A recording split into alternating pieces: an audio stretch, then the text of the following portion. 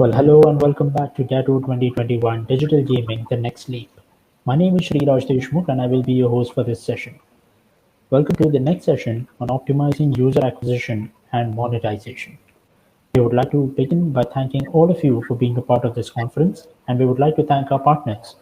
Title partner Games 24 by 7, powered by AppsFlyer, in association with Trachea, Platinum partner OnePlus, content delivery partner Limelight Networks, supported by Instindia, and knowledge partner Red Seed.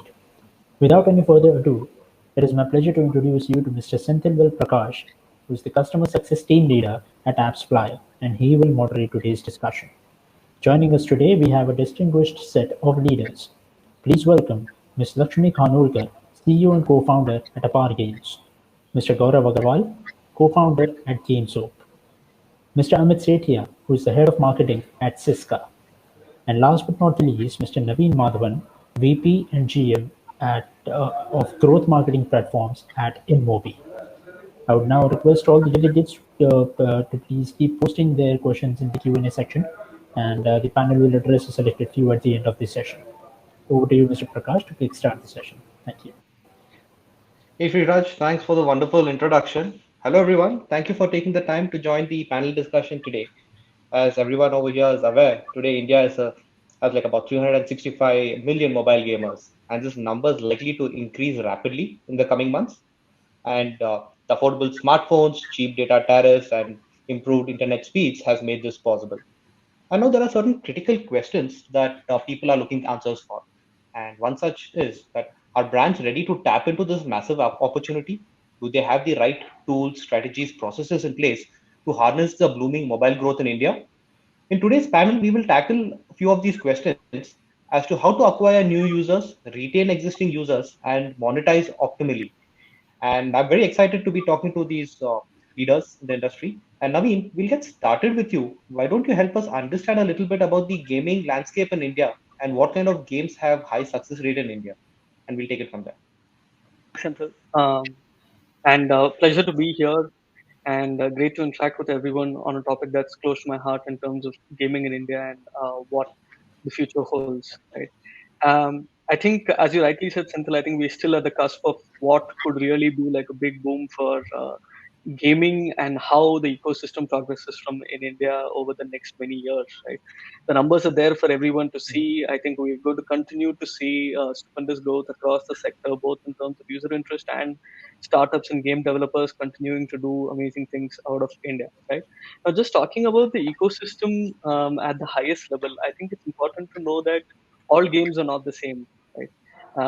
We've learned that there are many genres over this time. Like what started simply as a mobile game to kill time today has like multi-billion-dollar enterprises across the world building things specifically for users.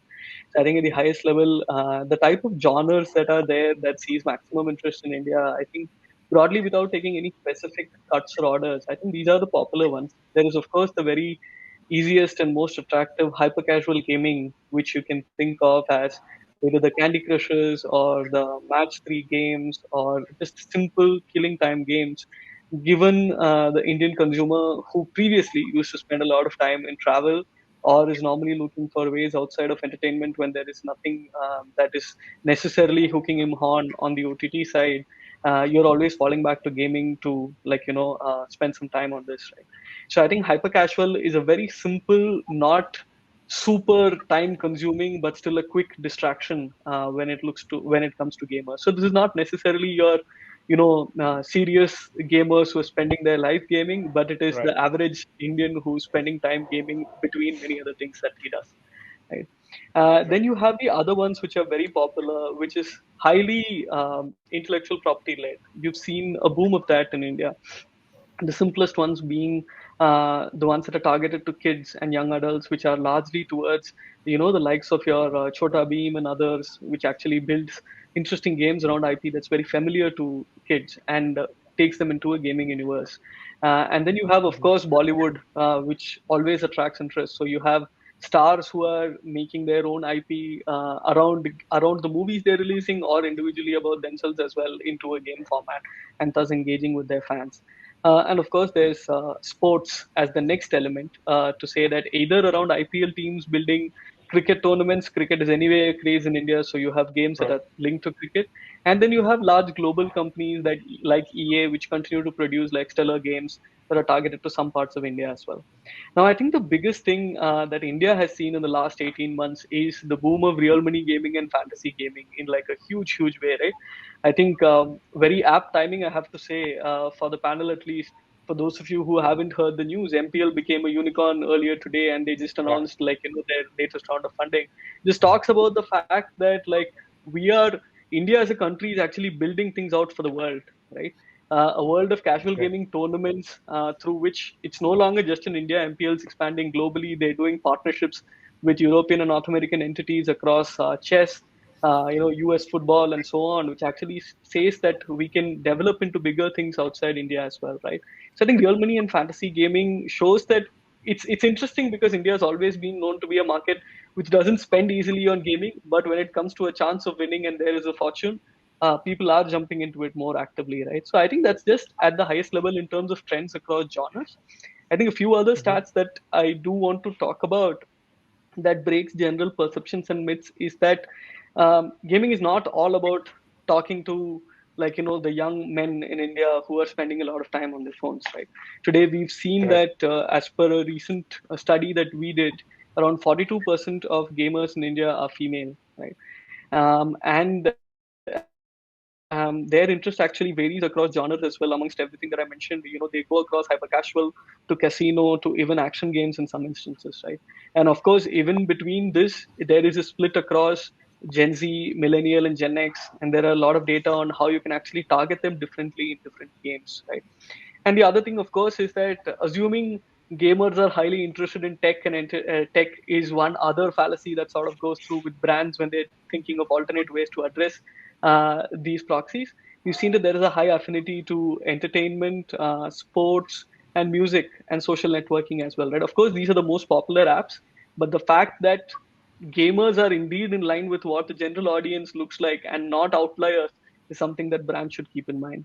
So I think I'll take a pause there, Right. and I think others will Right. definitely have more to add as well. Right, right. So actually, we work with a lot of gaming customers, and as you said, the demographics are so vast over here. You have kids as young as 3 years, whereas you have senior citizens 75, 80, and the amount of time and money that they spend on these games are like, shocking at times when we get to see these numbers, and we're like, wow, this is phenomenal numbers, right? And I just want to bring in Lakshmi to get her perspectives into the gaming landscape in India. Lakshmi, over to you. Yeah, so Naveen essentially rightly, laid the landscape correctly.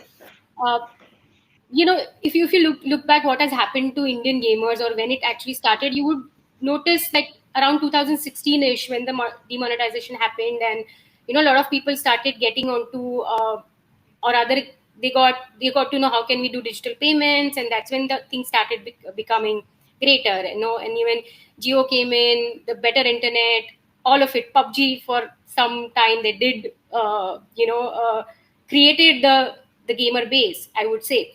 Now, the interesting thing is that we were at 2016 is when it started, and we are in 2021.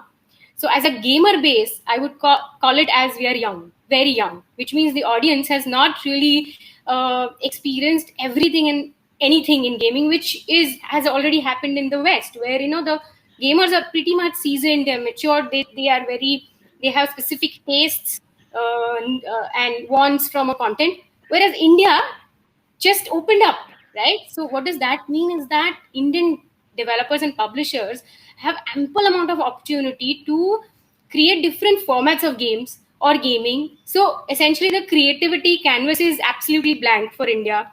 And that's what is the massive opportunity the developers and the publishers have today. And I'm very fortunate that I am born in this era. So that's great, and very great times ahead and exciting times ahead. Right, right. So, Lakshmi, as you mentioned, right, there's a lot of untapped potential in India. There's still, a lot of growth that can be expected over here. So that kind of leads me into the second question, right? So why don't you talk to us a little bit about, what are the optimal user acquisition strategies for both paid and organic? Because I know like so many new gaming customers uh, to be tapped into, and so many new advertisers releasing games on a regular basis, right? So what would be the optimal user acquisition strategies that you would suggest? Sure. So as we just said that there is a ample amount of opportunity, and this is not just Indian developers are realizing it, the Westerners are also realizing it, and we are essentially competing directly with them. The same user base, and we are competing against the people who have already been into the gaming for a long time. So and and the user base that we have are low in attention span, and retaining the users onto the free to play games specifically, or happy casual or casual games, is a challenge. So all that so which means, in a nutshell, making money is still difficult when it comes to casual and free to play games specifically. Hence my user acquisition has to be as low as I can go to, right? Because I need to acquire user as lowest as possible, so that I can make better money and or try to retain him with me. Now every game is different, and there are multiple channels. So what channel would work is something that one has to actually try it out and figure it out themselves. That, oh, okay, for my game, channel A works versus channel B. As well as the format, whether a video ad works for me, or a playable ad works for me, or a banner works for me. That is again something that one has to spend a little bit of money and test and figure out what is it that works for your kind of game. And you cannot really benchmark it. Yes, you can benchmark to a certain extent, that like, okay, I have a casual game and it's a puzzle game, so I'm looking at other puzzles game. But inside puzzle game also there are subgenre, like a match 3 is a different puzzle versus a mahjong is another type of a puzzle. But still, that is something that one cannot really have a set idea to go about what's best for me. You have to try and find it out. But that's only to find out a channel. But how do you actually get users at lesser as possible, or I would say that how can you make better justice to your money spent? And I would suggest that look at the creatives that you're putting forward, because today user is engaging with the content for 5 seconds, right? Even YouTube ads, we just wait for that skip to come after 3 seconds. So one has to see what my creatives are they talking the language that the user that I am showing it, or the platform that where I'm showing that ad to, is it in tune with the language that they understand? When I say language, I mean to say the way of they look at the content or they consume the content. And I want to bring out to explain what I mean by this. I want to bring out two examples here. One is that for a hyper casual game, if I need to obviously if I'm doing a video ad, I'm going to show what my game is all about, right? But interestingly, if I show the failure movements of my game, like how a player can fail in my game, that gives me a better click-through rate versus if I show the how I can pass the game. So this is a very simple way that you can actually put forward your content creatively to at least get more clicks, and then that increases my chance of acquisition, right? So hence, I can make justice to the money that I'm spending. That's one. And another interesting thing that Playrix did it, at least I found it, they did do that first. So Playrix has a game called, it's a match 3 game, and it had so player has to play match 3 game and create certain set of base construction, like farming and things like that. And they have a very heavy, and it all has a story-based game. Now, to advertise, their artwork was nothing about the game, but a puzzle which attracts the user. And it has a story which sort of loosely connects the game. And interestingly, that campaign really, we do not know the numbers because they're their numbers, but we saw a lot of developers adapting that. And even today, that format of a playable ad still works, right? So much so that the Playrix guys actually brought a mini game inside inside their main game based on that advertisement. So the other way around. But this is what it is, like an abstraction of your idea. So what they did is like they wanted to tap perhaps that's what I think that their strategy is, to trap the puzzle users and also someone who enjoys story. So they actually mixed that both and put forward the thing. So this is how you can go creative to earn more money or get audience people. Right. Right. Definitely makes sense. And creatives and the messaging becomes extremely critical to attract users, right? Because everyone's fighting for the same piece of the pie, and you have to kind of stand out.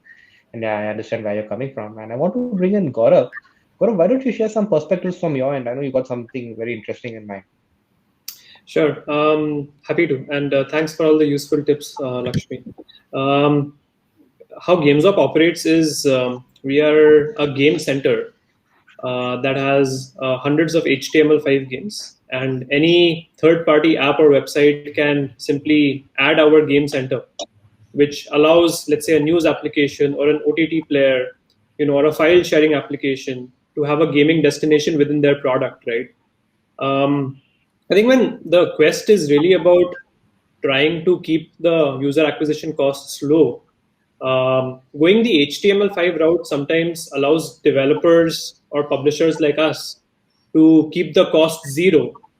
Because what our game center does is, since it goes inside other products, we are able to leverage the distribution network of other apps and websites, right? Now, let's assume if Times of India has 15 million daily active users, a percentage of those users with affinity towards gaming are going to find our games icon there, and they're going to start playing the games right there within the product, right? So essentially, when it comes to user acquisition, our strategy or the strategy in HTML5 generally has been to not push another app, but instead to leverage or piggyback upon the distribution network laid out by the others, right? That allows you to naturally keep your Right. user acquisition costs to nil, and allows you to build your base from there. In fact, a lot of other popular messengers like Facebook, Line, WeChat, etc., also have HTML5 games within them. So developers actually, when they make HTML5 games, they could turn to any of these platforms like Gamezop, international platforms like Facebook, Line, etc., ship their games there, and then you don't have to worry as much about distribution, just about making the games better. Now, perhaps it's a matter of time before which these platforms that are hosting HTML5 games also get crowded. But I think there are enough Right. case studies that in the gaming industry, the early bird catches the worm. So developers would do well to step into HTML5. Right. Interesting. And yeah, exciting times ahead. A lot of new strategies to be explored. And Amit, I want to bring in you over here. I have a very specific question for you. You're a seasoned marketing leader, right? And if you look at the gaming vertical or the gaming space, it's pretty crowded, right? So many new games coming. There are the unicorns in place, and I see a lot of people focusing on various metrics, right? It is pretty skewed. So, from your perspective, what do you think should be the North Star metric that the gaming industry should be focusing, and why is it important? So, see, I completely agree with what Navin said that, we are at the cusp of, witnessing a really big boom in terms of, the digital gaming, becoming like the, marketing channel, shortly. Um, and I think with that, I want to add here one point that when, digital was very new, to this country and the consumer, people used to always talk about कि आप digital करते हैं क्या? I think that was the way people used Right. to flaunt that yes, Very I true. am digital campaign. Now it was maybe about those lame display campaigns that used to bring so much of joy, if not to the customer, to the marketer, कि yes, I'm doing something great. Today, almost a similar kind of a conversation is happening within the marketing corridors that क्या आप gaming में कुछ करते हैं क्या? I think that's where I'm trying to draw a parallel that yes, it has caught the attention of the marketeers, who are seriously looking at reaching out to the right consumers, with this new avenue, I would say. And I also completely agree with what Lakshmi mentioned. She used creative as a word, right? I will flip this word, and I will say that it's the narrative that I am looking at, which is completely missing. Now, I'm using this opportunity because I see a lot of these, protagonists from the very industry who are here, that I'm trying to voice up my concern that as a brand, before I talk about the metrics, the North Star metric, as what Senthil mentioned, These are the fundamental problems that I think broadly we are facing, that the propositions that come to us are not really sharp, first of all, right? They are like, ki, हाँ कुछ कर लेंगे, reach आ जाएगा, you will be visible to many people. But my point is कि in today's digital age, which is driven by technology, I think million metric का charm वैसे ही खत्म हो गया है. Now today you reach million impressions in no time, right? And to make this thing more complicated, the narrative is very missing. So I don't know how you are going to project my brand within the community of these of people.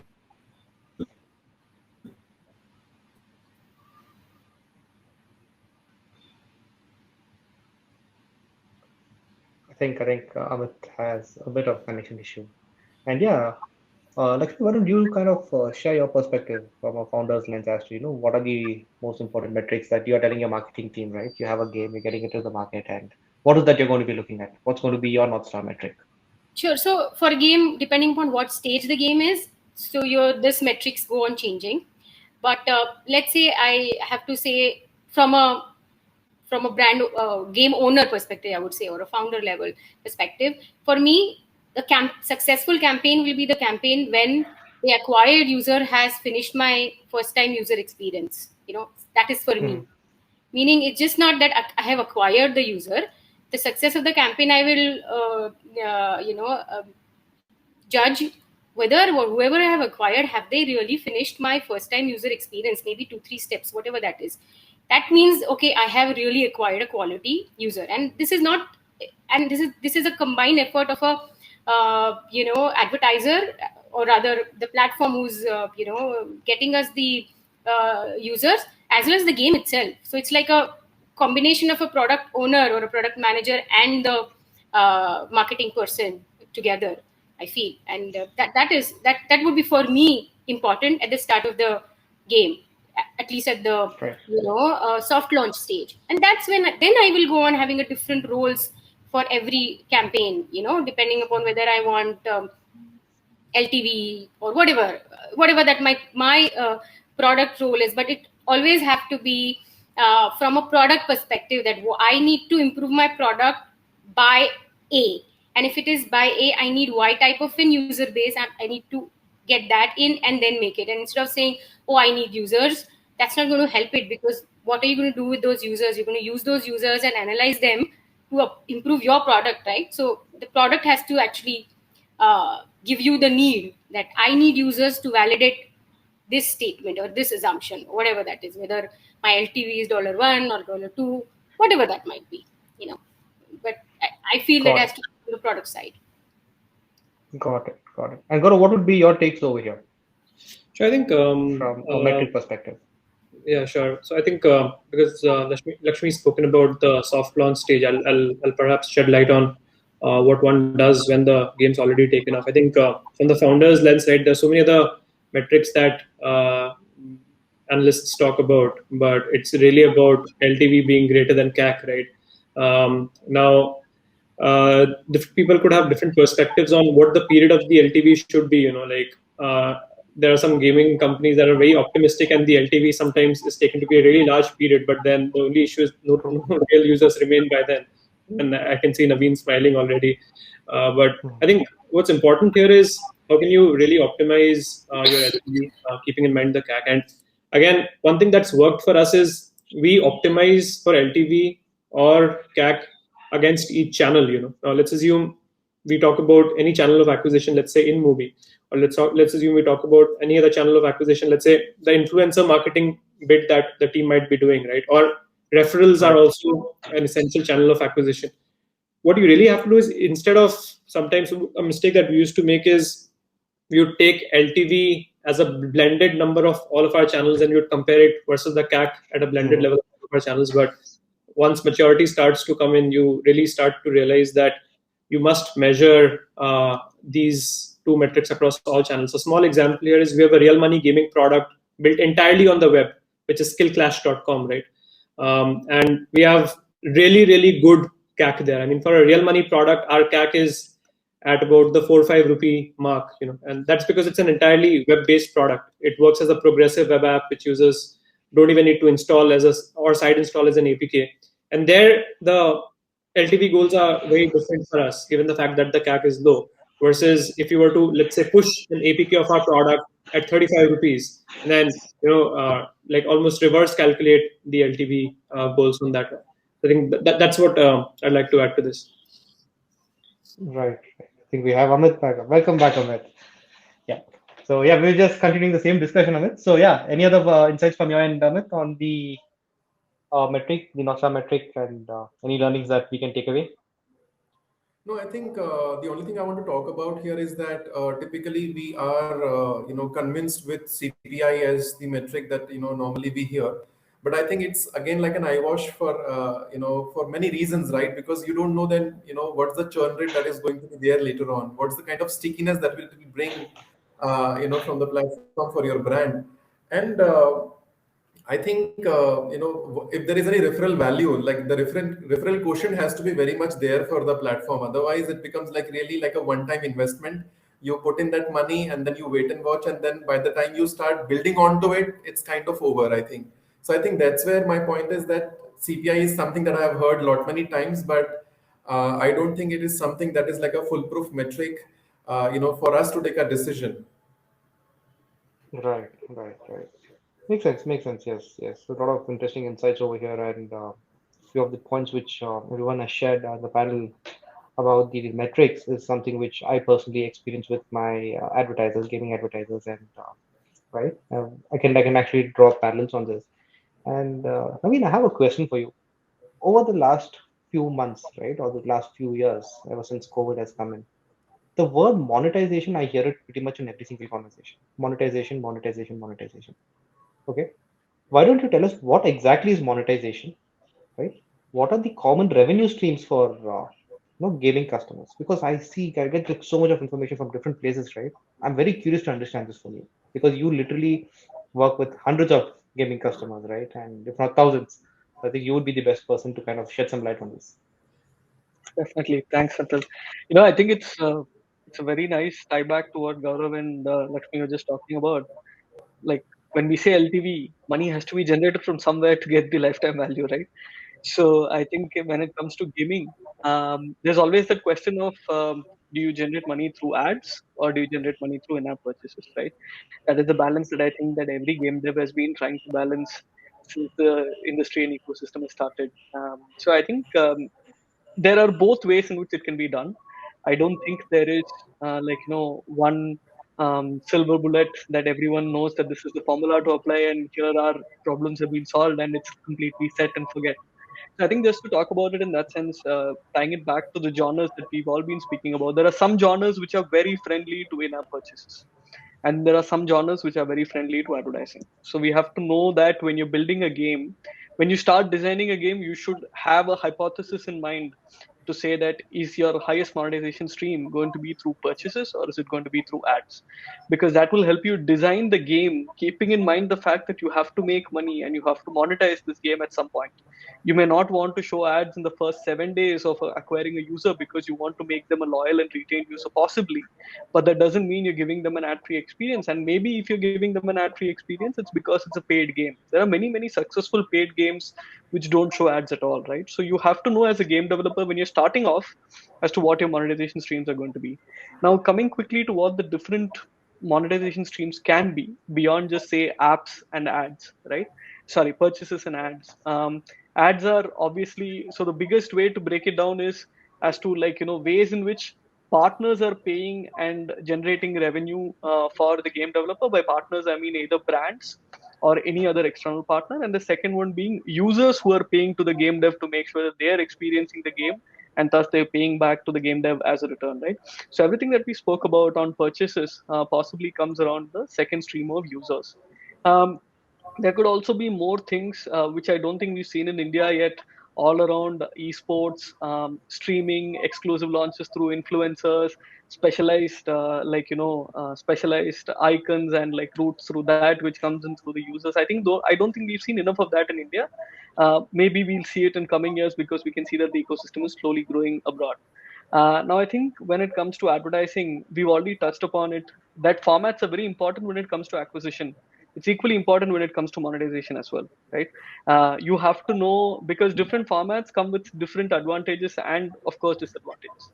Some formats give you very high CPM and hence make money for you, but they're very intrusive and disruptive to the user, right? They deliver a very bad user experience if not done right. You have to remember that showing an interstitial every 30 seconds is likely going to annoy the user and destroy your retention metrics. So you should plan that in the right fashion. But an interstitial gives you a high CPM. So decide, when do you show it? Is it at the end of a level? Is it at the end of 5 levels? Similarly, a rewarded video, for example, the big benefit that gaming has is that rewarded video and playable video are formats which is likely highly available only in gaming, right? And you can nudge it at the right point to make sure that you get the best benefit out of it. The other thing I want to throw out here is that, unlike the general perception from advertisers, and I remember partly Amit mentioning it, that, like, gaming may not end up giving the best outcomes, but what we have seen is that in general, around 76% of users actually prefer to progress in a game by watching an ad. That is the equivalent of a rewarded video or like a Hmm. playable video. And the other element is that when we did a focus group survey of sorts with gamers, 60% of the gamers mentioned that they do recall ads that they see within games. While an immediate action may not happen, because a rewarded Hmm. video still means that they're going to continue playing. So, which is why ensuring that attribution is done right will actually help advertisers make the best benefit of this. Because the reality is, there's roughly a 2.6x in terms of engagement when it comes to videos in these highly specific formats when it comes to gaming over non-gaming, right? So I think that's at the highest level that, like, I would leave in terms of thoughts. There are other new opportunities coming up within games as well for ads. If you think of all the cricket games that you've seen, there are very native ads that are coming up, which is basically the panel and the ads around the panel, just like recreating a game experience, right? A live game experience onto live match experience onto a game. Or for example, you could have an endless runner game where a special type of shoes are sponsored by popular shoe brands, and like jerseys have different logos and so on. So I think there are many such opportunities which will come up. Brands will have to. We've seen that happen. Like, I've seen very interesting applications by Indian game developers where games targeting kids have power ups through nutritional supplements and, like, all the likes of your Complans and Boosts and Horlicks and all of it. So if a brand wants to apply and like figure out the right partnerships, it will happen. The metrics may not be immediate, but I think we will be able to get to the Hmm. monetization and the recall in the right fashion, right? So I think, yeah, I think the simple answer is, there is no simple answer, right? As a gamer, when it comes to Right. as a gaming developer, when it comes to both acquisition and monetization, you have to experiment, you have to iterate, you have to keep discovering what new is happening in the ecosystem and progressing along with that. Perfect. Perfect. Perfect. And yeah, totally makes sense, right? And Gaurav, any insights from your end on this particular piece on the monetization aspect? Sure. So I think what we've heard about so far is what are the different ad formats that are available. But one of the key messages that I'd like to share is that as the developer of the game or as somebody who's taking the games to the users, even if you're a publisher, one of your primary responsibilities ought to be to create bid pressure on your inventory.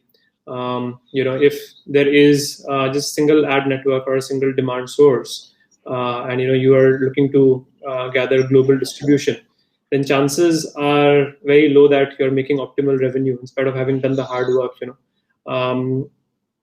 If you're deciding to show an ad after sort of ticking all the check boxes and ensuring that, okay, this is timely, this is not too intrusive, at that point in time, go for IAB sizes, create bid pressure on the inventory so that multiple ad networks can compete on every single inventory that's there, and you make the maximum buck possible.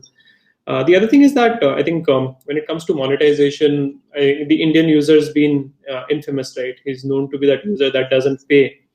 But that's where real money gaming has created a dent in the universe. So instead of charging the user, say, $1 for a sword, can you charge him, a rupee to enter into a sword fight with somebody else? I mean, an online sword fight with somebody else, right? So if you start to do those things, naturally there is this entire blanket of skill-based games that you must adhere to.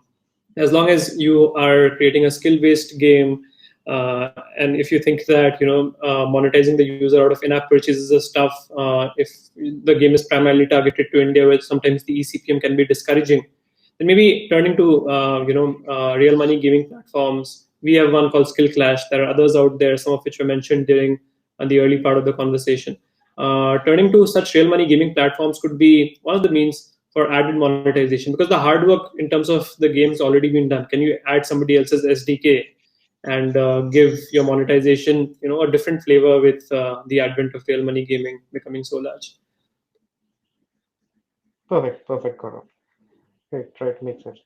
And we being an attribution provider, right? AppsFlyer data suggests that apps that who know how to leverage data see, usually 2 to 3 times better retention rates and better revenue flowing in, right?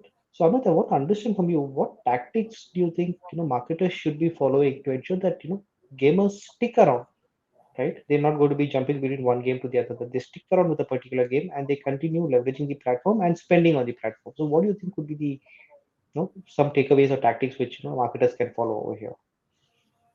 See, I would leave the data part to my fellow panelists right now because they are, in a better situation to comment on the learning curve that we are all sort of going to witness shortly.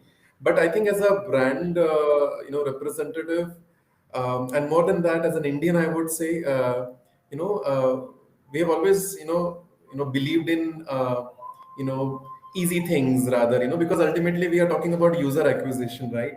So we always believe as an Indian, egg pay free is something which is very interesting, right? Matlab, I'm paying for something, but I'm getting something additional, right?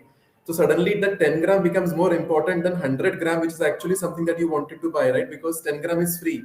So I think on that lines, I have been challenging my partners that can we have the possibility of generating multiple users, because ultimately this is going to create a community of like-minded people, which is actually the core of what I do as a marketeer. So I will invest maybe in acquiring one person, one gamer, one consumer, but at least in the entire process, can I get somebody more?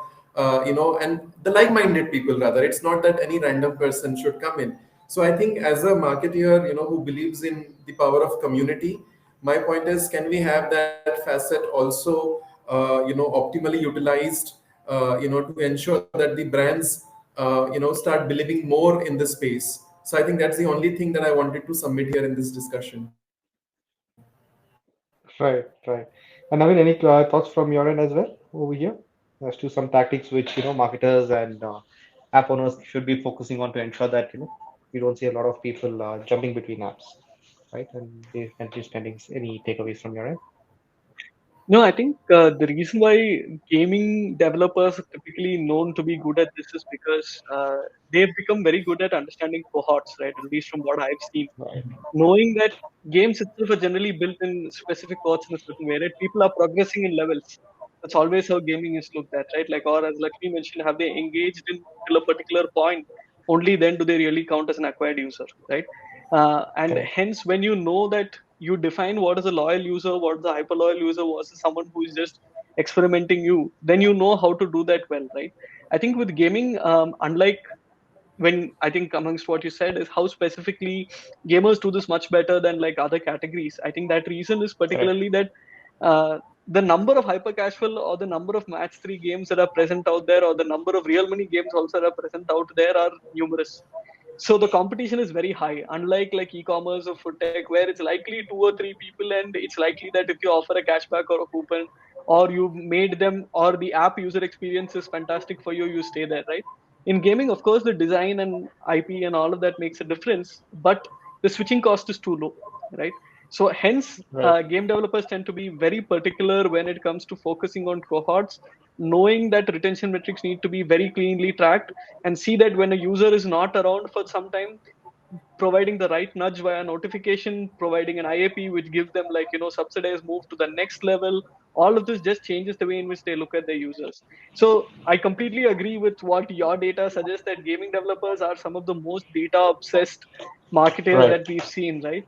And it's largely Correct. driven by the fact that LTV is low, and hence once you've acquired a user, you want to be extremely sure that you are extracting them and getting the highest LTV and making sure that retention is very high for a user who's decided to experiment with your game. They may start off by experimenting. You as a game developer have to ensure that they're becoming loyal. Right, right. Great. I think no, fantastic insights, and we'll kind of move into the Q&A. We got like a couple of interesting questions, and yeah, we'll start with the first question. So, what sectors trends do you see emerging in gaming? Like any specific sector, would you say probably for the next 3 months, 6 months, or a year? Uh, what would be the main sectors within gaming or the main cohorts within gaming which you foresee a boom? I think I could start and then others could come in. I think streaming is going to become a very important part of our lives. It already is in many ways. There's so much content on YouTube now around streamers, and it's one of those things which the adoption of which was a bit slower in India compared to the West or the Far East. But I think streaming is one of those things. The other things I think when we did the industry deep down that you mentioned were things like real money gaming with the litmus test of skill games becoming a little bit more clearer. Probably that part of the industry could get a boost. For example, everybody from across the country should be allowed to participate in a game of chess. By putting in an entry fee, and the winner should be allowed to take away the maximum cash prize. With KBC around, like winners, there could be an online format where people in a round robin format can ultimately go, and like the best 2 or 3 or 10 or 15 or 20 people get to compete on the same list of questions, right, with elements of maybe fastest finger first included and so on. So I think real money gaming and streaming would be the two things that I would bet my money on. Nice, nice. And Lakshmi, any insights from your end? I think you're on mute, Lakshmi. Lakshmi, you're on mute, I guess. We're not able to hear you. Sorry. Yeah, I think one more point that is gamification would also come quite, will be used by the brands more, because as Amit was explaining that how, yes, there are users who are there on gaming, and how does brand can essentially change their narrative and actually come forward. So I believe that for brands, like how they have used videos as a format, now games as a format is going to become more and more evident, and they can use gamification, because at Apar Games we do gamification. So we've understood that in last 2 years the number of queries that we've got from the brands with respect to gamification to be games to be using their business objectives has increased. So I think that's going to be part of the things as well. Perfect, perfect. And we'll take one last question, and it's an interesting one, a little outside the mobile app ecosystem, right? How do esports players improve their well-being and performance? Right. So this is sometimes gamers getting so hooked they don't want to get off their systems and or their phones, and they're so engrossed with it, right? In fact, I have a few cousins, all 15 to 18 years old, and they miss out family functions. I know one guy who actually missed out his exam. He forgot that he had an exam and he was playing games, right? Recently. So any takeaways over here? This is an interesting one. So I just thought you guys are creating the games, you guys are marketing the games. So just want to understand some takeaways from you guys would be fantastic over here. Well, this has happened with me. I was playing the games and I forgot that I was supposed to submit something for my daughter. So this has happened with me.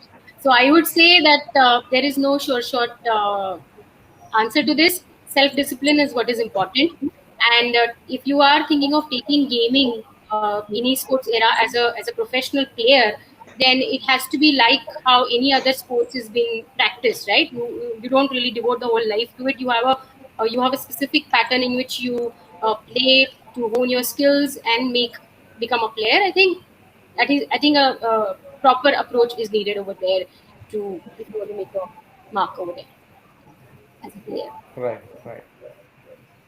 Any other comments on this? I think the question was a tough one because one is talking about maintaining well-being as well as improving performance. And sometimes that could be tough. But jokes apart, I think the key really lies in earmarking time on one's schedule and ensuring that this is one of the things that one does in life and not the only thing. Otherwise, who knows? We may not be very far away from a day when, like in China, an artificial limitation may have to be imposed on the number of hours one can give to gaming, right? But hopefully, it doesn't get that bad in India. Right. Right. Great, guys. So, it was fantastic talking to all of you. Some brilliant insights, right? And I have a lot of takeaways personally, which I'm excited to taking back to my customers and working with them as well, right? So, thanks for that. And it was great. And Shiraj, over to you. Thank you very much, Mr. Prakash. Thank you so much, everyone, for an engaging discussion and for making time and being here and making this possible. Thanks a lot to all of you. And another thank you to all the delegates as well who are with us here today. Thank you so much, everyone. I request everyone to stay tuned for the upcoming zone. Thanks. Thank you. Thanks, everyone. Thank you.